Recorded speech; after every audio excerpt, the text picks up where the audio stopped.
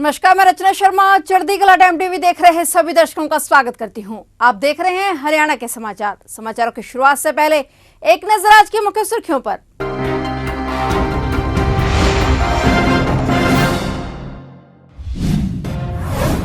CM Manohar Lal का वादा, गुरुग्राम से ज्यादा फरीदाबाद का होगा विकास। सीएम मनोहर लाल ने फरीदाबाद में 11 परियोजनाओं का किया शिलान्यास। नशा मुक्त हरियाणा के तहत जागरूकता अभियान के लिए निकली साइक्लोथॉन रैली। पानीपत से सोनीपत जिले के बीच दौड़ी हजारों साइकिल।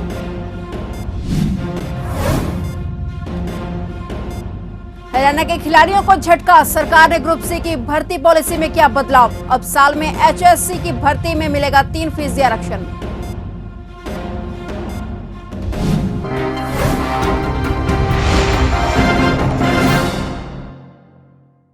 और अब समाचार विस्तार से। लोकसभा चुनाव से पहले हरियाणा में विकास परियोजनाओं ने स्पीड पकड़ ली है। आज फरीदाबाद पहुंचे सीएम मनोहर लाल ने 11 प्रोजेक्ट्स का शिलान्यास किया है। इस दौरान उन्होंने दावा किया कि आने वाले समय में गुरुग्राम से ज्यादा फरीदाबाद में विकास कार्य करवाए जाएंगे। उन्होंने कहा कि इन प्रोजेक्ट पर 91 करोड़ 53 लाख रुपए की धनराशि खर्च की जाएगी। इन योजनाओं के तहत फरीदाबाद में 6 सड़कें, 4 स्कूल भवन और 1 सामुदायिक भवन का निर्माण किया जाएगा। कार्यक्रम में मौजूद सांसद कृष्णपाल गुर्जर ने इन विकास कार्यों के लिए सीएम का धन्यवाद किया और फरीदाबाद में मुख्यमंत्री मनोहर लाल ग्रीवेंस कमेटी की मीटिंग में भी शामिल हुए। सुनवाई के दौरान उन्होंने फरीदाबाद नगर निगम की कार्यशैली पर तल्ख टिप्पणी भी की। उन्होंने कहा कि नगर निगम के पैसों का दुरुपयोग हो रहा है, नगर निगम लूट रहा है और लुटवा भी रहा है। उन्होंने अधिकारियों को बिना बहाने के सभी कामों को निर्धारित समय में पूरा करने के निर्देश भी दिए। सीएम ने कहा कि किसी भी सूरत में लापरवाही और करप्शन को बर्दाश्त नहीं किया जाएगा। उदय हरियाणा अभियान के तहत नशे के खिलाफ शुरू की गई मुहिम को लेकर निकली साइक्लोथॉन रैली आज पानीपत पहुंची। इस साइक्लोथॉन रैली का पानीपत जिले की सीमा में पहुंचने पर भव्य स्वागत किया गया और उनका हौसला बढ़ाया गया। पानीपत से सोनीपत जिले के बीच हजारों साइकिलें दौड़ी। इस दौरान सांसद कृष्णलाल पवार और विधायक प्रमोद विज ने पानीपत में रैली को हरी झंडी दिखाई। उन्होंने युवाओं का हौसला बढ़ाते हुए कहा कि मुख्यमंत्री मनोहर लाल द्वारा नशे के खिलाफ शुरू की गई इस अपील से ड्रग फ्री हरियाणा का संदेश दूर दूर तक जाएगा और इसका असर युवाओं पर जरूर पड़ेगा। उन्होंने कहा कि 25 दिन तक यह यात्रा प्रदेश भर में नशे के प्रति जागरूक करेगी। मुख्यमंत्री मनोहर लाल ने प्रधानमंत्री नरेंद्र मोदी के नेतृत्व में केंद्र सरकार द्वारा पूर्व राष्ट्रपति रामनाथ कोविंद की अध्यक्षता में वन नेशन वन इलेक्शन के लिए गठित कमेटी को सराहनीय और समय अनुकूल बताया। सीएम मनोहर लाल ने इस निर्णय का स्वागत करते हुए कहा कि भारतीय जनता पार्टी सदैव वन नेशन वन इलेक्शन के पक्षधर रही है। देश में वन नेशन वन इलेक्शन की संभावना तलाशने के लिए गठित यह कमेटी निश्चित तौर पर सार्थक पहल है। यह कमेटी इस विषय पर विचार करने के बाद अपनी रिपोर्ट देगी, जिसके तहत वन नेशन वन इलेक्शन के लाभ सामने आएंगे। सीएम ने कहा कि प्रधानमंत्री नरेंद्र मोदी का यह सपना वर्षों पुराना है और इस दिशा में आगे बढ़ते हुए यह पहला कदम है। उन्होंने कहा कि हम यह मानते हैं कि भारत जैसे विशाल देश के लिए वन नेशन वन इलेक्शन होना बहुत जरूरी है। हम शुरू से ही इसके पक्षधर रहे हैं। उन्होंने कहा कि देश में एक साथ चुनाव होने से भ्रष्टाचार और काले धन पर बहुत हद तक रोक लगेगी। वर्षों पुराना प्रधानमंत्री श्री नरेंद्र मोदी जी का सपना, मुझे लगता है कि बहुत सार्थक ये बात उन्होंने कही कि वन नेशन वन इलेक्शन, और इस वन नेशन वन इलेक्शन की बात को आगे बढ़ा रहे हैं। इसके लिए हमारे देश के चुनाव आयोग ने भी सुझाव दिए, इसके लिए देश के लॉ कमीशन ने भी सुझाव दिए, और अब मुझे प्रसन्नता है कि भारतीय जनता पार्टी ने भी एक स्वागत योग्य कदम उठाया है कि देश के पूर्व राष्ट्रपति माननीय श्री रामनाथ कोविंद जी के नेतृत्व में एक कमेटी बनाई है और वो कमेटी इस सब विषय को विचार करने के बाद अपनी रिपोर्ट देगी कि वन नेशन वन इलेक्शन, इसके जितने भी लाभ हैं वो सब सामने आएंगे। मैं मानता हूं कि बार बार इलेक्शन जब अलग अलग समय पर होते हैं तो इससे देश के एक्सचेकर पर भी बोझ पड़ता है, चुनाव मशीनरी को भी बार बार चुनाव कराने पड़ते हैं, आम आदमी भी इससे परेशान होता है। तो इसलिए देश के अंदर एक समय में सब चुनाव हो तो इसका लाभ बहुत से तरीकों से होगा। जैसे हमको ध्यान में है कि आजादी के बाद देश के अंदर एक परंपरा चलती थी कि एक देश एक चुनाव बहुत समय तक चलता रहा, लेकिन कुछ परिस्थितियां ऐसी बनी होंगी कि जिसमें से ये परंपरा टूटी है। इसको पुनः शुरू करने के लिए अगर इस प्रकार का कदम आगे उठाकर इसको सार्थक परिणाम निकलते हैं तो इससे विकास के काम में तेजी आएगी, समय बचेगा, साधन बचेगा, चुनाव की मशीनरी में भी एक ही समय काम करने का यानी अवसर मिलेगा और इससे जनता की भागीदारी भी बढ़ेगी, क्योंकि बार बार चुनाव होने से जो लोग घर से दूर होते हैं उनको चुनाव में वोट डालने के लिए कभी आने का अवसर मिलता है, कभी नहीं मिलता है। लेकिन यदि एक साथ चुनाव होते हैं तो जनता ज्यादा संख्या में आकर के और चुनाव में भागीदारी भी लेगी। मैं पुनः भारतीय जनता पार्टी का इस कमेटी के गठन में जो पहल की है इसका स्वागत करता हूं। हरियाणा सरकार ने राज्य के खिलाड़ियों को बड़ा झटका दिया है। हरियाणा कर्मचारी चयन आयोग की ओर से खिलाड़ियों के लिए ग्रुप सी भर्ती पॉलिसी में फिर बदलाव किया गया है। इस बदलाव के तहत आयोग 1 साल में जितनी भर्ती करेगा उसके 3% खिलाड़ियों की भर्ती की जाएगी। इससे पहले 1 साल में जितने पद आयोग के द्वारा विज्ञापित किए जाते थे उनमें 3% के बराबर पद खिलाड़ियों के लिए आरक्षित किए जाते थे। सरकार के इस बदलाव से सूबे के खिलाड़ियों में काफी निराशा है। नई जारी पॉलिसी में कहा गया कि खिलाड़ियों में 3% कोटा बनाया गया है।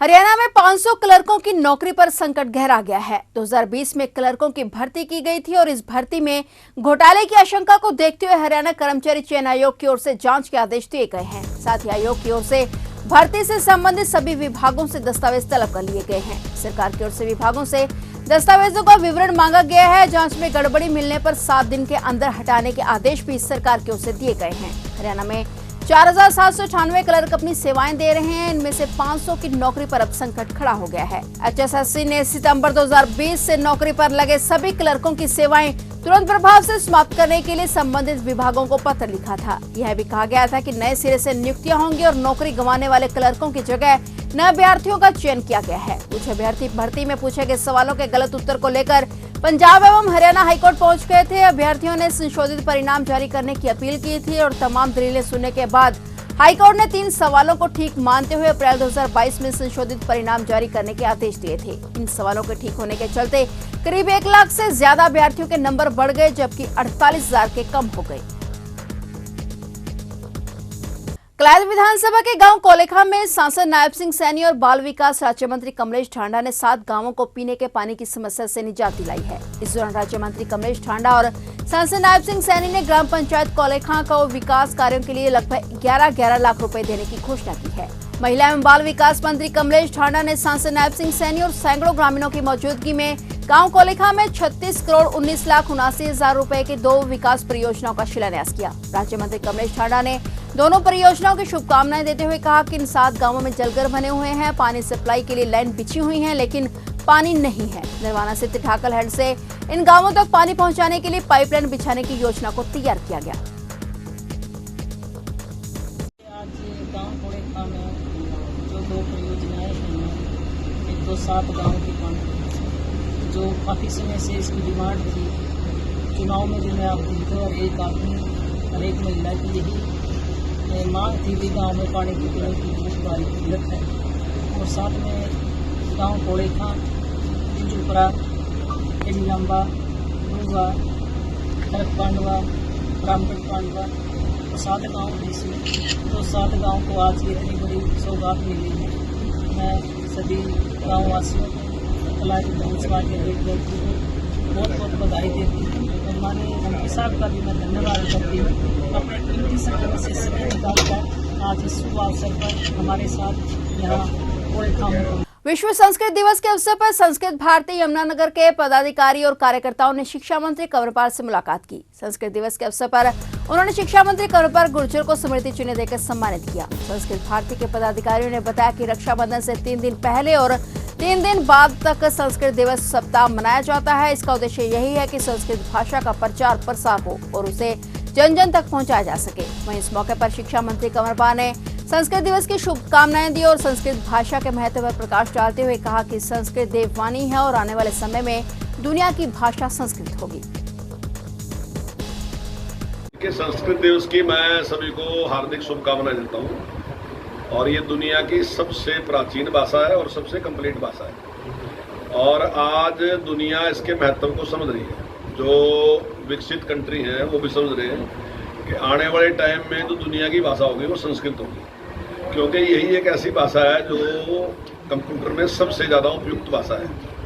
तो इसलिए पूरी दुनिया में आज इसका जो है वो मान सम्मान बढ़ता जा रहा है। खासकर जो टेक्निकल लोग हैं, जो विज्ञान से संबंधित लोग हैं, उनके विचार में ही है कि आने वाले टाइम में जिस प्रकार कंप्यूटर की ज़्यादा जरूरत है तो हाँ इसका बढ़ेगा। और हमारे लिए तो बहुत ही गौरव की बात है कि संस्कृति जैसे जैसे संस्कृत का प्रभाव बढ़ेगा तो निश्चित तौर से जो हमारा इतिहास है, परंपराएं हैं, वो सारी की सारी संस्कृत में लिखी है। और हमारा मानना है कि देव भाषा है, देवताओं की भाषा है, ऐसा हम जो भारत के लोग हैं ऐसा हम मानते हैं। तो संस्कृत और बढ़े और तरक्की करे, और मैं समझता हूँ कि लोगों को इसके महत्व को समझना चाहिए। ये बहुत ही वैज्ञानिक भाषा है, तो मेरी बहुत बहुत शुभकामनाएं। अंबाला जिले में संदिग्ध परिस्थितियों में लापता हुए 14 साल के किशोर का शव तालाब में मिलने से सनसनी फैल गई। मृतक की शिनाख्त शौर्य उर्फ नौनी पुत्र सुनील कुमार के रूप में हुई है। सूचना मिलने के बाद घटनास्थल पर पहुंची पुलिस ने शव को कब्जे में लेकर आगामी कार्रवाई शुरू कर दी है। किशोर 9वीं कक्षा का छात्र था और शाम को घर से बाहर खेलने गया था। जब देर रात तक किशोर घर नहीं आया तो परिजनों ने तलाश शुरू कर दी और कोई सुराग न लगा, जिसके बाद परिजनों ने पुलिस को शिकायत दर्ज करवाई और सुबह किशोर का शव तालाब में तैरता मिला। इस मामले में पुलिस ने घटनास्थल से साक्ष्य जुटाए हैं। परिजनों के बयान दर्ज कर आगामी कार्रवाई शुरू कर दी गई है। करनाल के सिविल अस्पताल में इलाज के लिए भर्ती कराया गया कैदी बाथरूम की टूटी खिड़की से फरार हो गया। आरोपी को 6 दिन पहले ही पुलिस ने कुरुक्षेत्र के बुडेरी गांव के पास से गिरफ्तार किया था। इस दौरान उसने पुलिस पर फायरिंग करने की कोशिश की थी, लेकिन पीछे से देसी कट्टा निकालते समय उसकी पीठ पर गोली लग गई थी। पिछले 6 दिन से पवन निवासी तखाना का इलाज सिविल अस्पताल में चल रहा था, जो सिविल अस्पताल के 2nd फ्लोर पर एडमिट था और उसको जांच के लिए सिविल अस्पताल के ट्रामा सेंटर में लाया गया था। कैदी के फरार होने के बाद फौरन पुलिस कर्मचारियों ने मामले की सूचना अधिकारियों को दी। पुलिस की कई टीमें कैदी की तलाश में जुट गई। जानकारी के अनुसार कैदी पवन पर चोरी डकैती के अलग अलग थानों में 5 मामले दर्ज हैं। निसिंग अनाज मंडी के किसान भवन में भारतीय किसान यूनियन के प्रदेशाध्यक्ष रतन मान की अध्यक्षता में ब्लॉक स्तरीय बैठक का आयोजन किया गया, जिसमें भारतीय किसान यूनियन के सभी पदाधिकारी और सैकड़ों किसान मौजूद रहे। बैठक में सर्वसम्मति से जोगिंदर बस्त्री को ब्लॉक अध्यक्ष और राजेंद्र राणा को संगठन महासचिव बनाया गया, जिसमें भारतीय किसान यूनियन के प्रदेशाध्यक्ष रतन मान सहित अन्य पदाधिकारी भी पहुंचे। प्रदेशाध्यक्ष रतन मान ने कहा कि एकजुटता में बड़ी ताकत होती है। किसानों ने यह भी दिखा दिया कि काले कानून के खिलाफ आंदोलन में 36 बिरादरी ने भाग लिया था। नतीजा सरकार को कानून वापस लेने पड़े। वहीं उन्होंने एकजुट होकर संगठन को मजबूत बनाने पर जोर दिया। जो किसान भवन है, इसमें आज यहाँ हल्का स्तरीय बैठक की गई है निसंग के इलाके की, जो हमारा खंड है। और आज यहाँ सर्वसम्मति से निसंग खंड का अध्यक्ष का चुनाव किया गया और महासचिव का सर्वसम्मति से। यहाँ हमारे जिला के सभी पदाधिकारी भी यहाँ मौजूद हैं। और आज ये जोगिंदर बस्त्री जी को यहाँ अध्यक्ष की जिम्मेवारी दी गई है संगठन की तरफ से, और राजेंद्र राणा जी हैं ओंगद गांव से, इनको संगठन का महासचिव बनाया गया है। और ये पूरा किसान आंदोलन के लिए, किसान संगठन के लिए पूरे उससे काम करेंगे। यूनियन के झंडे की शपथ हुई है। और यहाँ अभी जीरी का सीजन आने वाला है। यहाँ इसकी किसान भवन से यहाँ सारा संचालन रखेंगे। किसी किसान को, मजदूर को किसी तरह की कोई परेशानी ना हो, तो यहाँ इस भवन से ये सारा रूपरेखा बनाएंगे, तैयार करेंगे, यहाँ से निगरानी करेंगे। हाँ, तो भी आंदोलन है, चलता रहेगा। समस्या किसान की हो, मजदूर की हो, रेडी वाले की हो, फड़ी वाले की हो, मजदूर की हो, किसी की भी हो, यह संगठन सभी का संगठन है, सभी के लिए आंदोलन करते हैं। और आंदोलन के बल पर ही इनकी समस्याओं का समाधान करवाया जाता है। तो ये थे हरियाणा के समाचार, और नए समाचारों के साथ फिर से हाजिर होंगे। तब तक के लिए देखते रहिए चढ़ती कला टाइम टीवी।